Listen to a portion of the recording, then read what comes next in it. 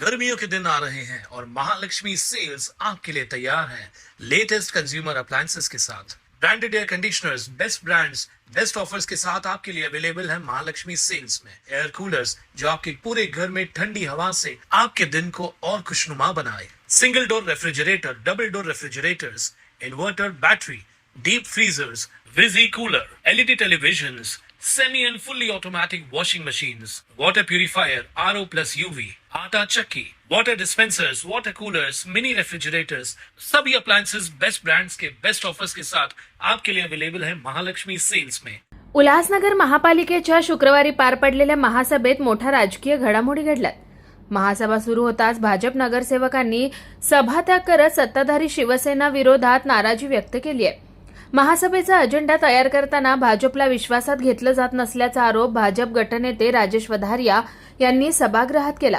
यानंतर भाजप उपमहापौर अमर लुंड यांच्यासह सर्व 37 नगरसेवकांनी सभात्याग केला।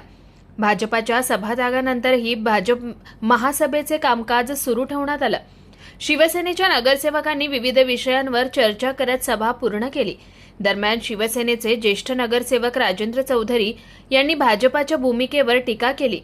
लोकशाही व्यवस्थेमध्ये चर्चा करून प्रश्न सोडवले पाहिजेत, सभात्याग करून प्रश्न सुटत नाहीत। भाजपाचे हे वागणं योग्य नाही असं मत त्यांनी व्यक्त केलंय। महासभेच्या शेवटी महापौर अश्विनी निकम यांनी शिवसेनेचे गटनेते अरुण अशान यांची सभागृह नेतेपदी नियुक्ती जाहीर केली। प्राप्त झालेली आहे त्यांना आपण सभागृह नेते म्हणून घोषित करण्यात येत आहे। अरुण अशान यांना सभागृह नेता म्हणून घोषित करण्यात येत आहे। अभिनंदन। राष्ट्रगीत। त्यांच्या नियुक्तीनंतर शिवसेना नगरसेवकांनी आनंद व्यक्त करत अभिनंदन केलं। दरम्यान सभागृह नेता पद भाजपाच्या वाट्याला जाणार असल्याची चर्चा मागील काही दिवसांपासून महापालिका वर्तुळात सुरू होती। मात्र महासभेत भाजपाने घेतलेल्या सभात्यागाच्या भूमिकेमुळे हे पद शिवसेनेकडेच कायम राहिल्याचं बोललं जातंय। त्यामुळे भाजपाला राजकीयदृष्ट्या मोठा फटका बसल्याची चर्चा महापालिकेच्या राजकीय वर्तुळात रंगली आहे। आगामी काळात शिवसेना आणि भाजप यांच्यातील राजकीय संघर्ष आणखी तीव्र होण्याची शक्यता व्यक्त केली जाते। नाही, भारतीय जनता पक्षाचा गैरसमज झालेला आहे। आम्ही प्रत्येक वेळेला युती म्हणून, महायुती म्हणून त्यांना बरोबर घेऊन त्यांना महासभेचे सर्व कल्पना देऊन कालच आमची या महासभेच्या आजच्या महासभेच्या विषयावर जे विषय पटलावर आल्यात त्यांच्यावर विषयावर चर्चा झाली। त्या बैठकीला स्वतः गटनेते आणि अध्यक्ष राजेश वधारिया हजर होते, शेरी लुंड होते, त्यानंतर प्रदीप रामचंदानी होते। सगळ्यांची आमची चर्चा झाली।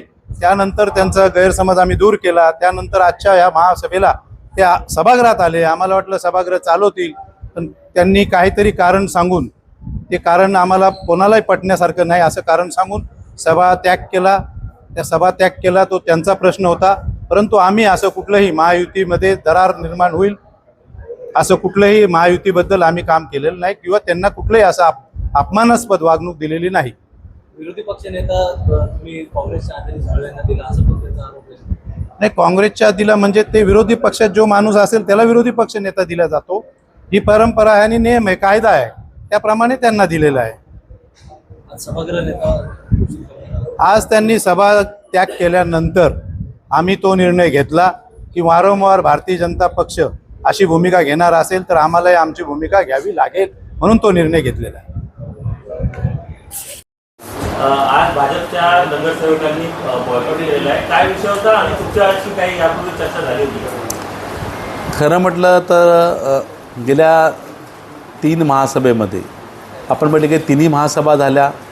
महासभेच्या वेळेस दुसऱ्या महासभेला त्यांनी कुठल्या पद्धतीने बाहेर सभागृहाच्या बाहेर आंदोलन केलं तेही न सांगता केलं। असो कुठलाही विषय असू दे, सभागृहामध्ये करण्याचा विषय जर का असतो तर मला असं वाटतं की मी मागे पण सांगितलं होतं, प्रसारमाध्यमांना आजही सांगतो की अजेंड्यावर चर्चा करताना आदल्या दिवशी दोन्ही गटनेते आणि आमची कोर कमिटी म्हणजे शिवसेना, भाजप आणि इतर गटनेते या सगळ्यांची बैठक होऊन अजेंड्यावर चर्चा होते आणि चर्चा झाल्यानंतर त्या विषयावर काय निर्णय घ्यायचा याची सखोल आम्ही त्या दिवशी महासभेच्या अगोदर सर्व संयुक्तिकपणे ठरवतो। त्या ठरवल्यानंतर आजची पुन्हा महासभा आली। आज 3:30 वाजता गटनेत्यांबरोबर माझी चर्चा झाली. त्यांनी कुठल्या पद्धतीमध्ये काय नाही सांगितलं, सगळं व्यवस्थित आहे. त्या हिशोबाने ते आले, सभागृहामध्ये आले. सभागृहामध्ये आल्यानंतर त्यांनी हळूच आवाजामध्ये त्यांनी सांगितलं की पहिल्या महासभेला हा विषय आणला, दुसऱ्या महासभेला हा विषय आणला, आता तिसऱ्या महासभेला हा विषय आणला. जर तुम्हाला आमच्याबद्दल काही तक्रार आहे किंवा तुमच्या त्या वाक्याबद्दल किंवा त्या महासभेबद्दल काही तक्रार आहे, तर त्यांनी त्यांची तक्रार त्यांच्या वरिष्ठाकडे करायला पाहिजे होती, आमच्या वरिष्ठांकडे करायला पाहिजे होती. आणि त्याबाबत दोघांचे गटनेत्यांना किंवा कोर कमिटीला बोलवून दोघांच्या वरिष्ठांनी आम्हाला सांगायला पाहिजे होतं की याच्यामध्ये काय चुकतं म्हणून. असं काय आहेच नाही. सगळं काही व्यवस्थित असताना, काहीच कारण नसताना अचानकमध्ये आज त्यांनी सभात्याग करणं म्हणजे हे कुठेतरी महायुतीला धरून संयुक्तिक वाटत नाही. जनतेने त्यांना निवडून दिलं आहे जनतेचे प्रश्न विचारण्यासाठी, आणि ते अशा प्रकारे बॉयकॉट करत असतील तर मग तिकडच्या जनतेला न्याय देण्यासाठी तुम्ही काय करणार? खरं म्हटलं तर आदरणीय डॉक्टर श्रीकांत शिंदे साहेब या संपूर्ण लोकसभेवर लक्ष ठेवून आहेत. विकासाचा मुद्दा घेऊन अहोरात्र त्या लोकसभेमध्ये काम करत आहेत. महाराष्ट्रामध्ये त्यांची घोडदौड पाहता कल्याण लोकसभा, माझा मतदारसंघ कसा चांगला होईल या बाबतीमध्ये कुठेही पक्षपात न करता आपण बघितलं असेल की मागच्या वेळेस जो निधी आला त्या निधीमध्ये संपूर्ण ह्या नगरसेवकांच्या प्रभागामध्ये निधी देण्याचं काम आदरणीय श्रीकांत शिंदे साहेबांनी केलं. कुठेही पक्षपात केला नाही.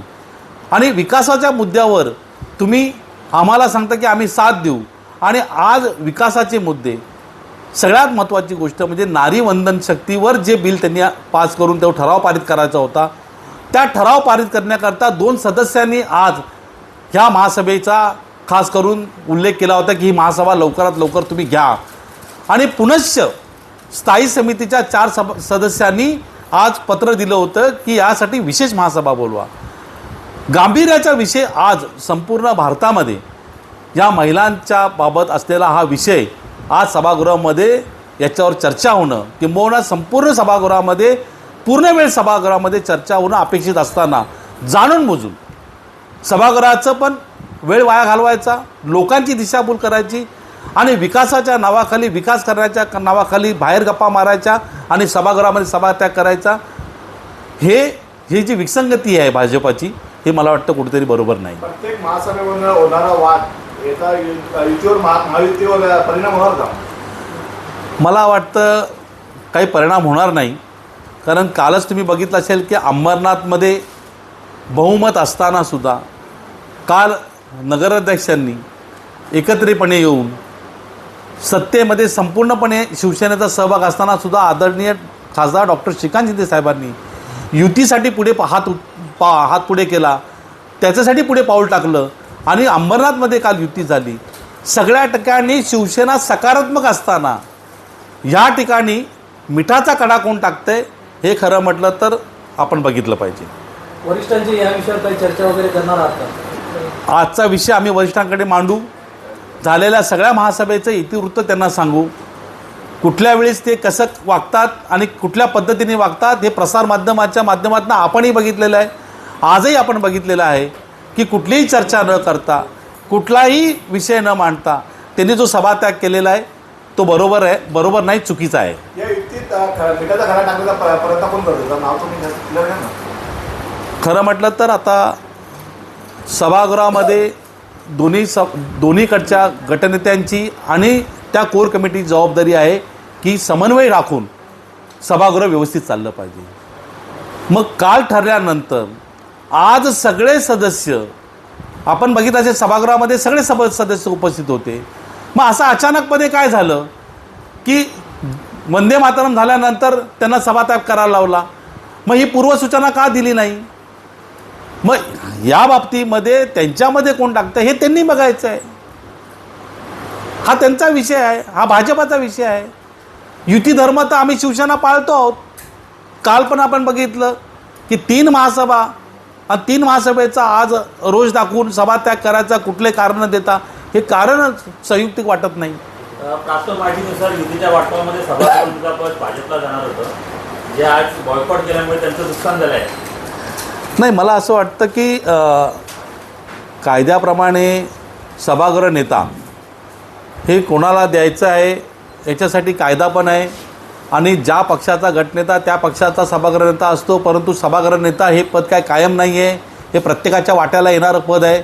त्यामुळे जरी आज हे शिवसेनेकडे सभागृह नेतापद आले असेल, जर का तशी काही चर्चा वरिष्ठांकडे झाली असेल तर त्या पद्धतीने वरिष्ठ आमचे निर्णय घेतील. आज वरिष्ठांच्या निर्णयामुळे अरुण आशान सभागृह नेतेपदी विराजमान झालेले आहे.